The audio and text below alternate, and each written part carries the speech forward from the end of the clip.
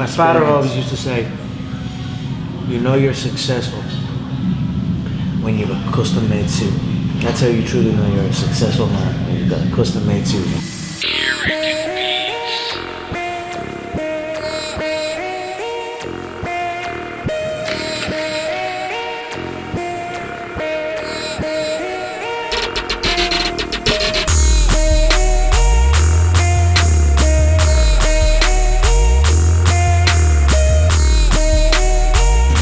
When you were growing up, were you always the best dressed kid in school? You know, I mean, were you just the best dressed kid, like at 12 years old? Where I come from, again, Crumlin, Dublin, Ireland, we are known for, we have a specific style, and we are very careful about how we look.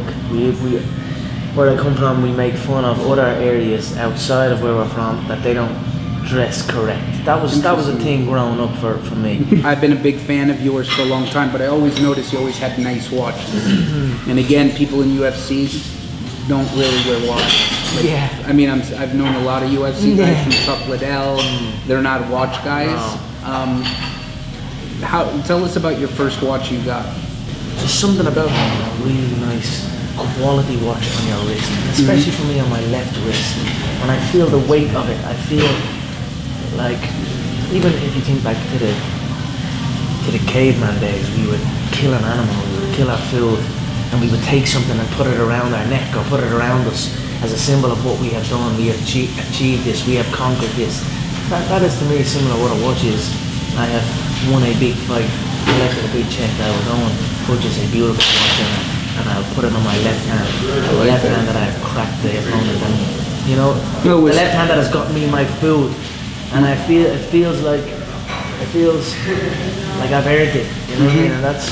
What was your first watch that you got when you won your first check? Like what was the when I did Steve Angelo of Swedish House Mafia, he said the same thing. He's like, when I'd have a big concert, I'd get a check, I'd go buy a watch, and all of a sudden, it's something. It does something to you. It makes you feel something. But I had some.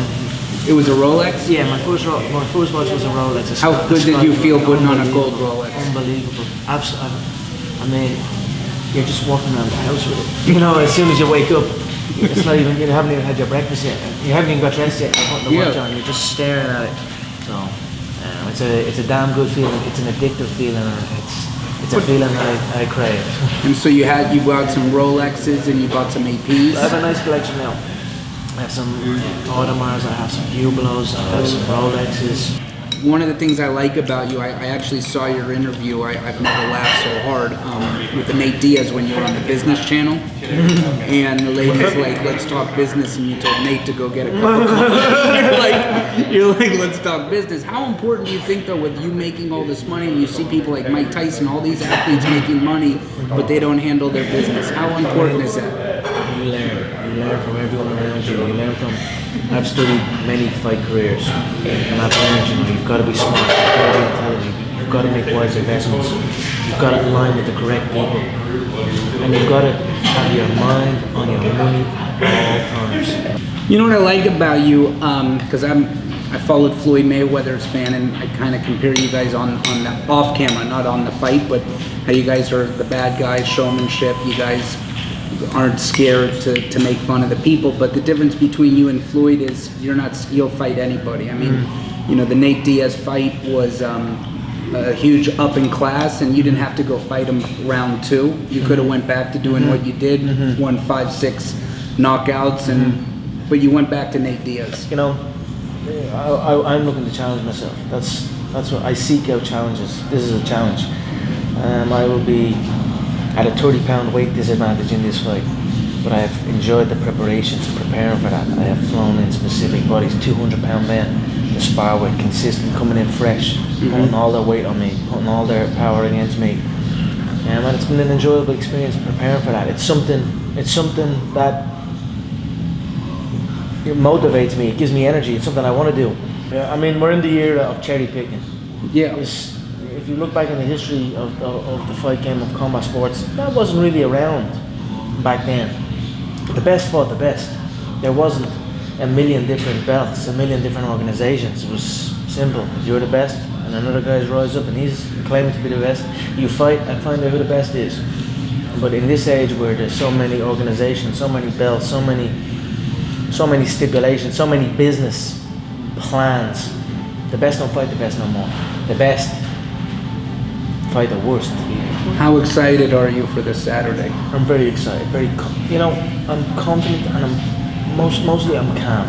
I'm calm and I'm composed and I'm prepared. That's one thing. I am fully prepared for this. I have cut no corners in my preparation. I have stuck to the plan. I've been on this structured plan since the day I suffered that last defeat.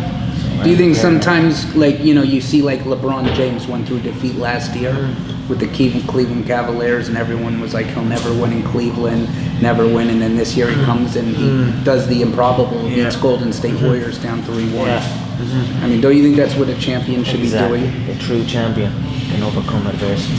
A true champion believes in himself when nobody else does, and that's what LeBron does. That's what I do. With that, had a great interview with you. We had a great day of pictures. It's an honor. I mean, we're 5 days before probably the biggest fight in the UFC. Not your, I mean, in your career, but also the brand UFC, because this is going to be a fight that the whole world's going to be watching. And so it's an honor to be able to get to know you and be able to tell your story, because I think your story deserves to be told in a different way than a lot of the press, because a lot of the press don't really understand the mindset that you have.